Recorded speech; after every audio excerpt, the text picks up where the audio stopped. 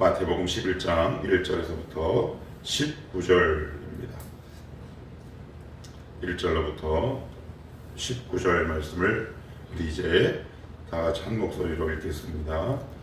예수께서 12제자에게 명하기를 마치시고 이에 그들의 여러 동네에서 가르치시며 전도하시려고 거기를 떠나가시니라. 요한이 옥에서 그리스도께서 하신 일을 듣고 제자들을 보내어 예수께 여짜오되 오실 그이가 당신이오니이까 우리가 다른 일을 기다리오리이까.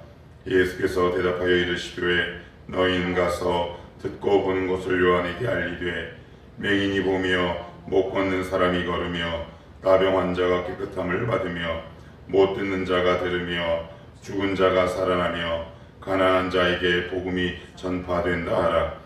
누구든지 나로 말미암아 실족하지 아니하는 자는 복이 있도다 하시니라.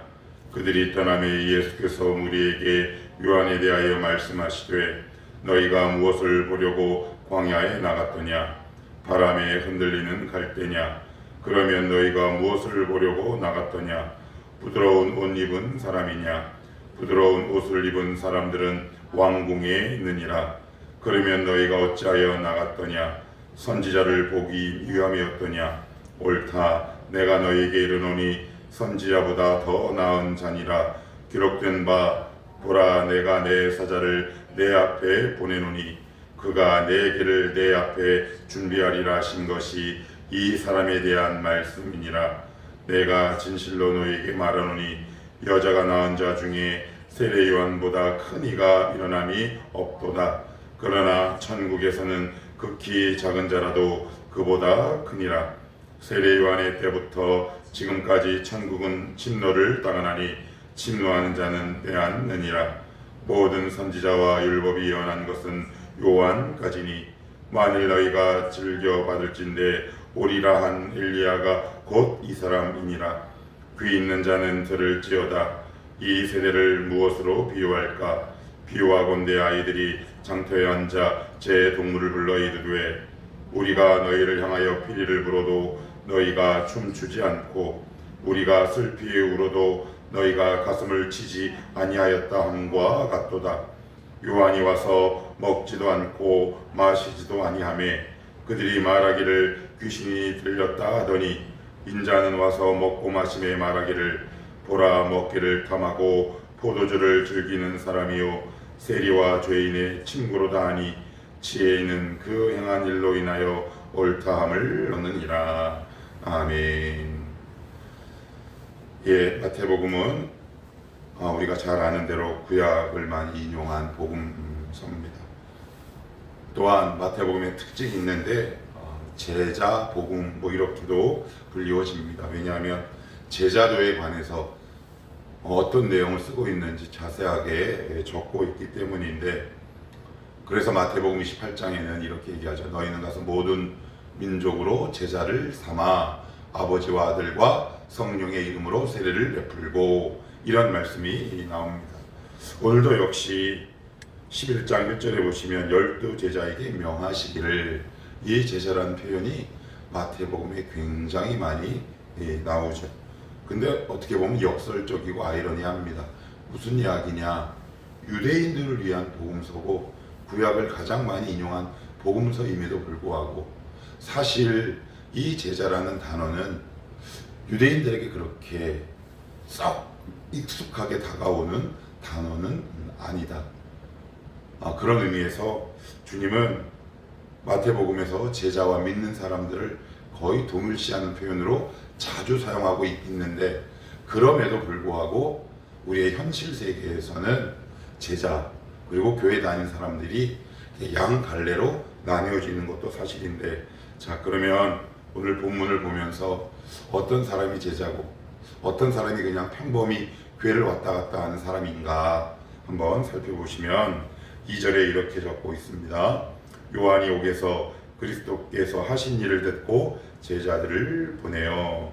세례 요한이 감옥에 갇히죠. 세례 요한의 죽음이 나오기 시작합니다. 결국 목이 잘려 죽죠. 그런데 세례 요한은 분명히 메시아를 증언하고 메시아 즉 예수님을 준비하는 자였습니다. 그런데 자기가 봐도 예수님이 분명히 활동하고 계시거든요. 이런저런 소문이 들려. 그런데 세례 요한에게 궁금증이 하나 있었습니다. 뭘까요? 여러분이 세례 요한이라면 왜 나를 감옥에서 빼주지 않으실까라는 고민이 들지 않겠습니까? 분명히 내가 아는 메시아는, 내가 기대하고 있는 메시아는, 내가 소원하는 메시아는, 내가 그토록 갈망하고 희구하는 메시아는 최소한의 상식대로라면 나를 감옥에서 빼내줘야 하는 거 아닌가? 라는 생각을 충분히 할 수 있겠죠. 아마 오래 기다린 것 같습니다. 그래서 세례 요한은 기다리다 못해 자기를 추종하고 따랐던 제자들을 예수님께 보냅니다. 그러면서 그 질문의 핵심이 바로 3절입니다. 예수께 여짜오되 오실 그이가 당신 이오니까 우리가 다른 일을 기다리오리까. 그래요. 무슨 말일까요? 당신 메시아 맞습니까? 세례 요한 가운데 회의와 의심이 일어나기 시작한 거죠. 신앙생활 하다 보면 여러분 그냥 계속 쭉 갈 수 있는 게 결코 아닙니다. 유한한 인간이 무한하신 하나님을 믿고 신뢰한 그 길이 결코 녹록지 않죠. 우리 안에 회의와 의심이 들 때도 있는데 세례 요한도 이런 회의와 의심이 들었다면 저와 여러분은 왜 그 회의와 의심이 들지 않겠습니까? 그러나 이 회의, 의심이 들 때 양갈래 길이 있습니다. 나는 어느 길로 가는지 잘 살피셔야 합니다. 지금 실족하기 직전입니다. 그래서 주님께서 뭐라고 말씀하시냐면 6절에 이렇게 말씀하세요. 누구든지 나로 말미암아 실족하지 아니하는 자는 복이 있도다 하시니라. 그래요. 이게 무슨 말이냐? 세례 요한마저도 지금 회의와 의심이 들어서 실족하기 직전이란 말이에요. 그러면서 세례 요한에게 다시 한번 내가 메시아됨을 알려주시면서 실족하지 않는다라는 표현을 사용하십니다. 이게 뭐냐면 헬라어로 스칸달리조라는 말인데 여기에서 영어의 스캔달이 시작이 됐습니다. 덫에 걸리다 라는 뜻을 담고 있어요. 어떤 동물이 덫에 걸리나요? 덫을 놓는 방법이 있습니다. 사냥꾼들은 아무데나 덫을 놓지 않아요. 잘 가는 그 짐승이 자주 다니는 그 길목에 덫을 설치하고 올무를 설치합니다. 땅꾼도 마찬가지입니다. 뱀이 다니는 길에 그물을 설치합니다. 이게 무슨 이야기냐? 지금 세례 요한은 메시아면 이렇게 해야 돼 라는 고정관념과 편견이 그 가운데 있었다라고 오늘 성경은 지적하고 있습니다. 메시아라면 나를 꺼내줘야 하는 거 아닌가? 메시아라면 나를 구원해줘야 하는 게 아닌가? 어떻게 나를 모르는 채 할 수 있지? 이게 바로 우리 신앙의 현실적인 고민 아닙니까? 감옥에 빠져 있는 것과 같은 나의 어려운 상황을 하나님이 돌아봐야 되는 거 아닙니까? 그것이 우리의 회의와 의심이 거기서부터 출발하지 않습니까? 거기서 여러분 불평이 나오고 원망이 나오지 않아요? 제가 어제 말씀을 준비하다가 편견, 선입견, 고정관념 이런 단어를 한번 제가 사전에서 찾아봤어요. 세례 요한은 메시아는 이래야 돼 라는 편견이 있었고요. 선입견이 있었고 고정관념이 있었어요. 그래서 제가 편견과 선입견을 한번 영어 사전을 뒤져서 찾아봤더니 참 재밌더라고요. 편견은 prejudice, 이게 무슨 얘기냐? 미리 판단하는 거. 선입견은 preconception, 생각을 미리 고정해 두는 것. 그래요. 우리가 신앙생활 하다가 자기만의 고정관념이 있습니다. 하나님이라면 이래야 돼 라고 생각합니다. 하나님은 이렇게 하셔야 돼 라고 우리는 그 선을 딱 못 박아두죠. 그래서 내가 짜놓은 그 틀 안에 하나님의 역사가 일어나지 않으면 우리 가운데 회의와 의심이 일어납니다. 그래서 점점 주님께 멀어지죠. 그러나 오히려 회의와 의심이 일어날 때 하나님께 물을 수 있어야 합니다. 세례 요한처럼 주님 당신 맞습니까?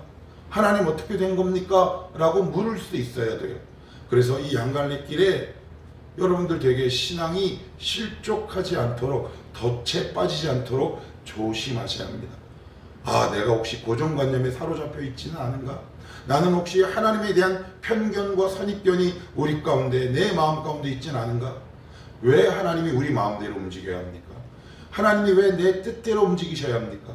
우리가 꼭 기억해야 될 게 뭐가 있냐면, 내가 짜놓은 틀에 하나님이 움직이는 건 더 이상 하나님일 수 없지. 그것은 우상입니다. 내가 세워놓은 나의 우상이에요. 우상과 신앙의 차이점이 뭡니까? 신앙은 하나님의 말씀대로 내가 움직이는 거고, 우상은 내 뜻대로 내가 믿는 신이 움직이는 겁니다. 예, 꼭 기억하셔야 합니다. 이 지점에서 수많은 형제 자매들, 성도들이 얼마나 많이 믿음에 실족하는지 모릅니다. 하나님, 저 기도하는 대로 해주셔야죠. 하나님, 제 뜻대로 해주셔야죠. 저를 구원해 주셔야 되지 않겠습니까? 이만큼 헌신했는데 우린 이렇게 따져 물을 수 있지요. 그럴 때 우리 주님은 뭐라고 말씀하냐? 너 그거 네가 세워둔 너만의 고정관념이거나 아니면 편견 혹은 선입견일 수 있다. 이렇게 말씀하시면서 아울러 이런 말씀을 덧붙이십니다. 제가 한번 읽어보겠습니다. 4절 5절입니다.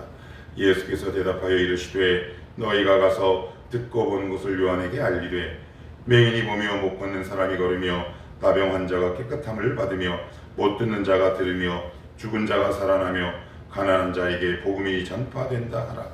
세례 요한이 생각했던 메시아상은 뭐였냐면 자기를 구원해주고 로마의 압제로부터 벗어나게 하는 거예요. 그러나 자기가 생각했던 메시아의 일하심과 주님이 현실 세계에서 일하심이 너무 다른 거예요. 낙차가 크고 편차가 있고 간극이 벌어지기 시작한 거예요. 무슨 말씀일까요? 나만의 일하는 방식을 신뢰하고 나를 믿어라 라는 이 말씀이 이 구절 가운데 포함되어 있지 않습니까?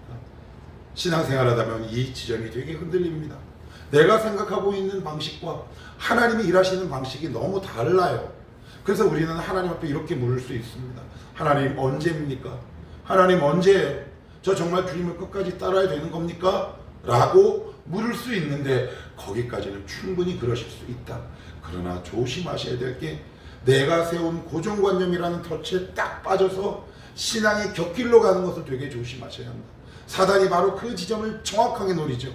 이걸 그 유명한 사단의 3단 논거죠. 무슨 이야기냐? 너 지금 힘들고 불편하지? 그러면 네가 믿는 하나님은 너를 힘들게 하고 불편한 하나님이야. 당연히 고로 그런 하나님은 악해. 그러니 그 하나님을 떠나. 이 삼각 논거에 의해서 우리는 끊임없이 평생을 좌우됩니다. 여러분 창세기에 보시면 아브라함에게 하나님께서 전혀 듣도 보도 못한 말씀을 하시죠. 너의 아들을 죽여라. 이게 가능한 겁니까? 불가능한 겁니다. 하나님은 이처럼 내 생각이라는 고정관념과 편견 안에 갇히지 않더라고요. 막 흔들려요. 막 고민이 됩니다. 왜요? 저도 그럴 때가 많았거든요. 하나님 이 정도에서 이렇게 역사하셔야 되지 않겠습니까? 그런데 하나님은 여지없이 그 저의 생각을 깨뜨리시더라고요. 그런데 그 당시에는 고통이 있고 그리고 진통이 있었지만 그 단계를 넘어가면 하나님을 아는 지식이 확장되기 시작합니다. 우리도 그럴 수 있습니다. 그러나 조심하십시오. 내가 갖고 있고 들고 있는 지금 이 의심과 이 회의가 주님을 떠나는 실족의 길로 발전하지 않도록 마음을 다잡으실 필요가 있고 이 세례 요한처럼 주님께 물어야 한다. 주님 맞습니까? 그래야 주님이 뭐라고 해요? 지금 질문하니까 답해 주시잖아요. 진성아, 아무개야, 너 그거 네가 갖고 있는 편견인데 너의 일하는 방식과 내 일하는 방식이 이렇게 다르다. 그러니 끝까지 나를 신뢰할 수 있겠니? 라고 오늘 이 본문을 통해 우리에게 묻고 있는 겁니다. 우리는 늘 고민하죠. 왜요? 내 생각과 하나님의 일하는 방식이 너무 달라요. 하나님이 옳지 않은 것처럼 보여요. 그러나 그렇지 않다. 내 일하는 방식을 신뢰하라. 세례 요한은 어떤 방식을 원했다고요? 자기를 감옥에서 빼내주고 그리고 로마의 압제에서 벗어나게 하는 현실 세계를 보다 극적으로 탈출하는 그런 순간을 꿈꿨지만 주님은 그렇게 일하시지 않고 보다 넓게 일하신다. 자, 그러면서 이어서 이렇게 말씀하십니다. 그러면서 이렇게 덧붙이십니다. 7절로부터 쭉 읽어보면 그들이 떠나며 예수께서 무리에게 요한에 대하여 말씀하시되 너희가 무엇을 보려고 광야에 나갔더냐 바람에 흔들리는 갈대냐 그러면 너희가 무엇을 보려고 나갔더냐 부드러운 옷 입은 사람이냐 부드러운 옷을 입은 사람들은 왕궁에 있느니라 그러면 너희가 어찌하여 나갔더냐 선지자를 보기 위함이었더냐 그러면서 그 제자가 떠난 다음에 남아있는 사람들에게 이렇게 묻습니다. 조금 더 쉽게 이 말씀을 우리말로 각색해 보겠습니다. 너 교회 왜 나가느냐? 너 사람 보고 나가느냐? 그 교회 인테리어가 좋아서 나가니? 그 교회 건물 크기가 좋아서 나가니? 아니면 그 교회 설교가 굉장히 너의 마음을 울리더냐? 그러지 마라. 그러지 마라. 네가 나를 믿고 따르며 이 교회에 나오고 나를 신앙하고 따르는 것은 실제 리얼리티 나를 만나게 합니다. 요 교회의 본질 한 가지를 놓치면 우리는 다 실족하게 되었다. 실제를 봐라. 그래서 오늘 여기 본문 말씀에 이런 아주 재밌는 표현이 나옵니다. 제가 한번 읽어볼게요. 8절 부드러운 옷을 입은 사람이냐 부드러운 옷을 입은 사람들은 왕궁에 있느니라. 그래요. 너 나를 믿는 게 너의 안락한 생활을 위함이냐 너의 편안한 생활을 위함이냐 이렇게 오늘 우리에게 정면으로 도전적인 말씀을 하고 있습니다. 우리가 교회 왜 나갑니까? 예수라는 분을 왜 믿고 따라야 합니까? 그 질문을 우리에게 던지시면서 거기에 대한 답도 역시 우리에게 주고 계신다. 그 답이 그 다음 구절에 계속 이어지는데 뭐라고 그 답을 주시느냐? 이렇게 써 있습니다. 11절 같이 봅니다. 시작. 내가 진실로 너희에게 이르노니 여자가 낳은 자 중에 세례요한보다 큰 이가 일어남이 없도다. 그러나 천국에서는 극히 작은 자라도 그보다 크니라. 이게 무슨 말일까요? 세례 요한은 구약 시대의 마지막 인물이에요. 이게 쉽게 얘기하면 이거예요. 왕이 오십니다 라고 성 위에서 크게 나팔을 부는 사람이에요. 그런데 어느 날 왕이 탁 와가지고 거지들을 초청해서 왕 식탁에 초대했어요. 왕이 온다라고 나팔을 부는 사람이 큰가요? 왕과 식탁을 함께 한 사람이 더 큰가요? 왕과 식탁을 함께 한 사람입니다. 무슨 얘기냐? 세례 요한이 아무리 위대해도 신약시대 즉 예수 안에 있는 성도가 누릴 특권과 비교할 수 없으니 복음의 압도적인 은혜에 취하라 라는 뜻입니다. 우리가 이것을 놓쳐버리면 우리는 안락하기 위해서 예수를 믿지. 네가 누리고 있는 이 성도의 특권이 얼마나 놀라운지 알아야 한다. 우리는 보통 이렇게 얘기합니다. 이런 분들을 참 많이 봅니다. 모세는 좋았겠다. 하나님의 등도 받고 뭐 이런 이야기들을 합니다. 야 여호수아는 막 이렇게 했을 때 막 그 해와 달이 막 멈추고 되게 좋았겠다. 여러분 그런 말씀하시면 절대 안 됩니다. 그거는 그리스도의 사역을 폄훼하는 겁니다. 이 복음의 능력을 하락시키는 행위입니다. 오늘 주님이 당신 입으로 스스로 뭐라고 말씀하시느냐? 구약의 모든 인물이 와도 신약시대 척이 작은 자만도 못한다. 왜요? 식탁에 참여한 자들이기 때문입니다. 구약 사람들은 다 뭐냐? 다 나팔, 파수꾼이에요. 왕이 오십니다 라고 성 위에서 크게 소리친 사람이에요. 그리고 사라진 인물들. 그러나 우리는 누굽니까? 왕의 식탁에 마주 앉은 사람들이에요. 우리가 가는 모든 것이 성전이요. 우리가 가는 모든 것이 기도가 될 수 있고 우리의 말에는 권세가 있으며 오늘도 하나님과 직통하여 성령 하나님의 힘을 의지하여 주님과 교제할 수 있는 특권 그리고 그리스도의 보혈로 영원히 천국에 들어갈 수 있는 이 당당한 특권 이것을 너희는 깨달아라. 복음을 바로 알아라. 너희는 결코 작지 않다. 그러니 예수 믿는 바른 정체성을 세워가라 라는 것이 오늘 본문의 요지요 핵심 아니겠습니까? 여러분 무엇을 보려고 예수님을 믿고 따르십니까? 교회 왜 나오십니까? 신앙생활 왜 하십니까? 우리의 뜻대로 되어야 합니까? 여러분 그래서 속지 마십시오. 수많은 간증집회가 일어납니다. 이랬더니 나 이렇게 잘 먹고 잘 살았다. 물론 반은 맞습니다. 속지 마셔야 합니다. 속지 마셔야 합니다. 속지 마십시오. 말씀 안으로 들어가셔야 합니다. 성도가 그리스도 예수 안에서 누릴 특권이 얼마나 놀라운 것인가 그거에 집중과 초점을 맞추지 않으면 저 집은 저렇게 사는데 우리 집은 왜 이래 평생 이탈해마다가 입관 예배 드리고 죽습니다. 여러분 이 땅에 살면서 이 복음의 영광과 그 은혜에 참여하는 것이 얼마나 놀라운 것인지 그래도 한 번쯤은 깊이 경험해 봐야 하지 않겠습니까? 맨날 힘들다고 징징대기만 한다면 우리가 믿는 이 복음의 위대함과 이 강력한 힘은 과연 어디서부터 오는 거겠습니까? 말씀을 묵상하실 때 이 은혜가 우리 청아람 식구들 가운데 있기를 소원합니다. 하나님 이 은혜가 있게 하여 주시옵소서. 그리고 마지막으로는 안타까운 마음으로 이렇게 우리 주님께서 말씀합니다. 16절입니다. 이 세대를 무엇으로 비유할까? 비유하건대 아이들이 장터에 앉아 제 동물을 불러 이르되 우리가 너희를 향하여 피리를 부르도 너희가 춤추지 않고 우리가 슬피 울어도 너희가 가슴을 치지 아니하였다 함과 같도다. 여기서 피리라는 말이 나옵니다. 피리는 결혼식 때 보통 이렇게 축가의 용도로 피리를 많이 불렀다고 해요. 피리를 불면 악기를 불면 하객들이 같이 이렇게 춤을 추는 거예요. 그래서 지금도 중동에 가시면 그 비슷한 문화권에 가면 결혼식이 7일에서 보통 보름 정도 되는데 밤낮이고 음악이 울립니다. 그러면 거기 가서 하객은 춤을 춰야 되는 의무가 있어요. 지금도 남아있는 전통과 문화가 꽤 많이 남아있다고 합니다. 그런데 이 당시는 어떻겠습니까? 그런데 주님이 피리를 부는데 하객들이 와가지고는 싹 보고 다시 돌아가는 겁니다. 왜 돌아갈까요? 왜 우리는 예수께 이렇게 냉랭할까요? 내가 원하는 대로 해주지 않아서 그렇습니다. 교회를 다녀요. 마지못해 다닙니다. 예배를 드리는 척 하지만 감격이 없고 기쁨이 없죠. 왜요? 내가 원하는 대로 해주지 않으니까. 그래서 춤추는 척 하는 겁니다. 주님께 감사합시다. 내 난 안 기뻐. 그래 기뻐합시다. 너나 기뻐해. 왜요? 내가 원하는 대로 하나님이 해주지 않았기 때문에 그렇습니다. 이 원망과 불신이 점점 커가면 스칸달리죠. 실족합니다.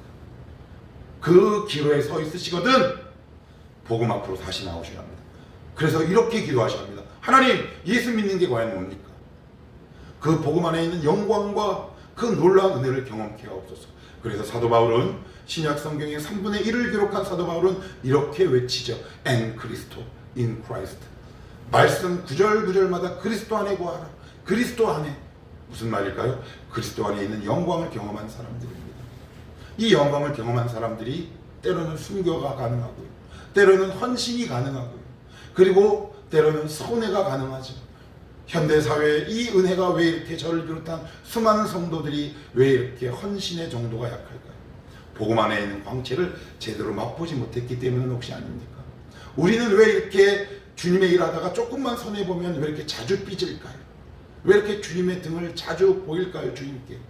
그 복음의 광채의 깊이를 우리는 경험하지 못했는지 모릅니다. 너무 얕게 경험했는지 모릅니다.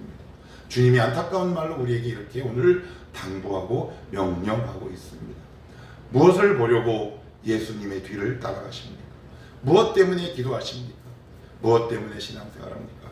다시 한번 우리의 신앙의 기본과 본질을 이 본문 앞에서 되짚으며 다시 한번 깊이 돌아보는 그런 또 다른 믿음의 기회가 되시기를 주님의 이름으로 축복합니다. 기도합시다.